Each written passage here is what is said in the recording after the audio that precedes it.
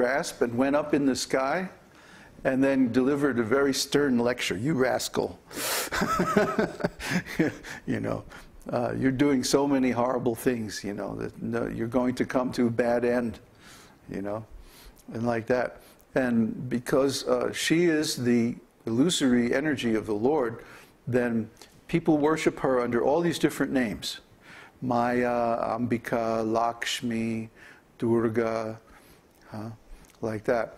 So just like Krishna's first expansion is Balaram, see, his female expansion on the same level of Krishna is Radha, see, but on the level of Vishnu or Narayan, it's Lakshmi. And on the level of the material world, because this material world is temporary, she temporarily manifests as Durga, the material energy, or Maya, that which is not. You will see an illusion, right? Babaji gestures hypnotically. Yeah.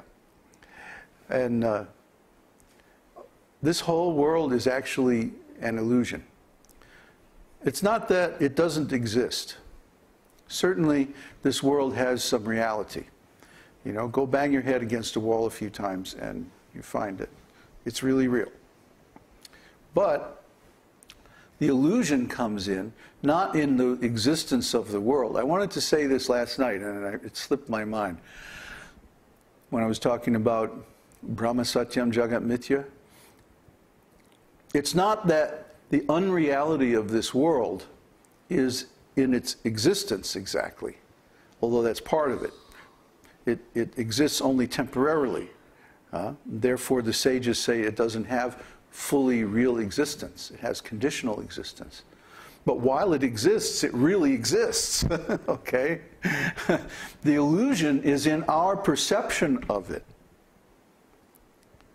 That we give this world, or the objects in this world, the attribute of independent existence. Just like this glass. It appears to exist independently. You know, it's not attached to anything. It just kind of sits there, lets you do stuff, put stuff in it, and like that. And it's very useful for that. But actually, if we think about this glass, at a certain time it didn't exist. It was just some iron ore in the ground, and then somebody dug it out, smelted it, purified it, made it into stainless steel, rolled it up, made a glass, you know, welded the bottom or whatever, or stamped it, or however they make these things, and polished it, and then somebody else distributed it to some store, and then it, you know, Mother Swati bought it, and it wound up here, and now we're using it. And then in the future, you know, eventually it's going to disappear and be broken down into little pieces again, and wind up in some tectonic plate somewhere, you know, at the bottom of the ocean or something. You know, the same atoms, but the form is always changing. The atoms exist for the duration of the material universe. They're created at the beginning, and then they're destroyed at the end by the fire of Lord Shiva. But the form is always changing. It may not change on a time scale that we can see, but certainly in the fullness of time, these forms are changing. Well, look at our own forms. Our forms in the beginning are little baby forms, and then they have kid forms, and then we have young rascal forms, and then we have teenager forms, even more rascal, and then adult forms, and then finally the forms get old and they start to break down, and then the form stops working. And then what? Well, we have to go get another one. So we go through these changes of bodily form by the force of time. But Krishna changes his bodily form by his will. Just like when he first appeared, he appeared like a little baby. But then when Vasudeva and Devaki prayed to him, he appeared in a forearm form. and then again change back into a little baby. So Krishna, he doesn't come under the force of time. His form changes by his will. And so when Krishna grows up, he goes through all those stages of babyhood, boyhood, youth, and so on. But then he never grows older than youth. Even though he stayed on this planet for 125 years, he never grew beyond like 16 years old. We can understand, 16 years old, this is the perfection of bodily form. At that age, the youth is perfectly ripe, and then from there, everything is downhill.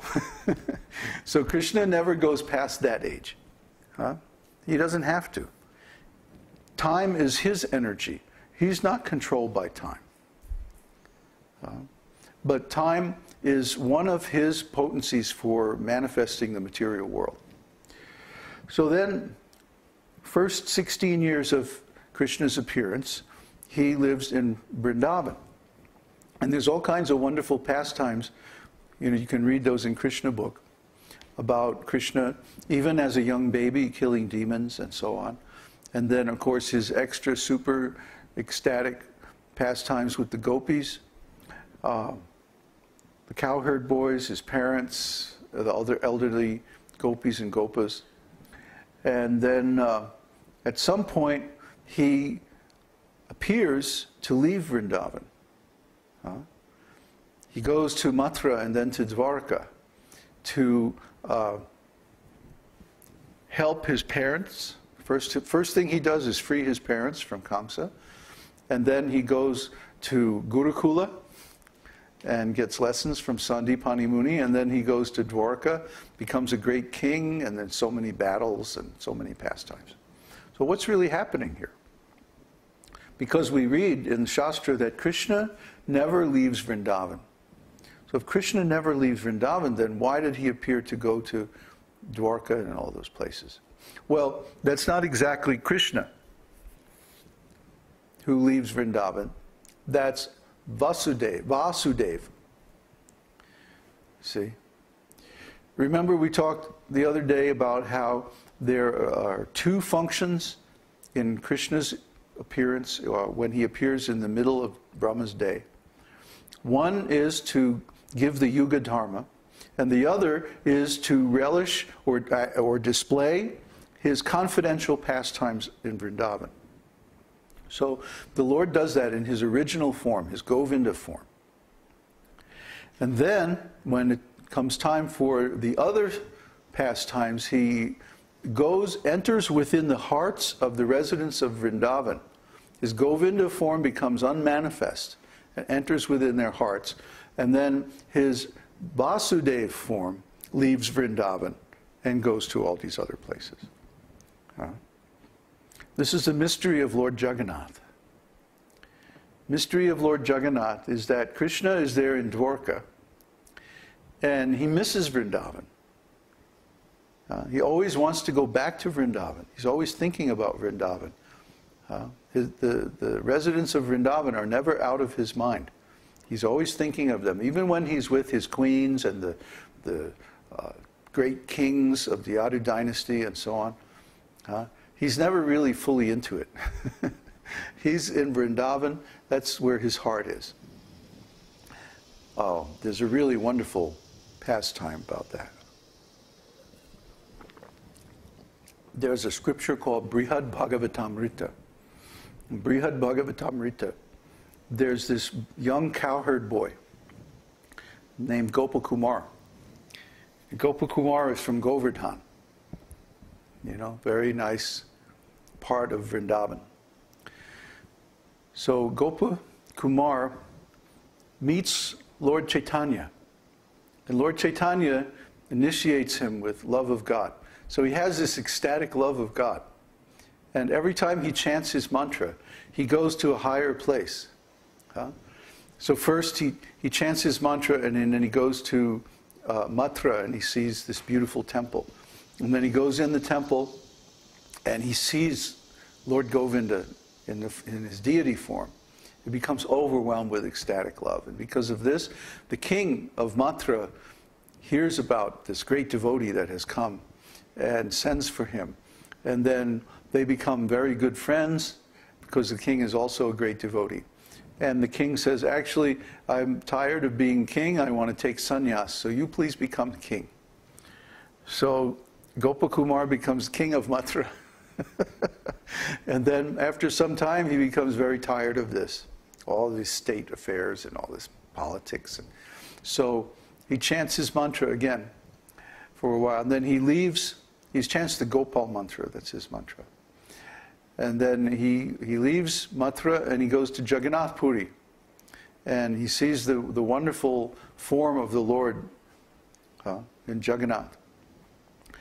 And so then the king of Jagannath Puri, I think he dies or something like this.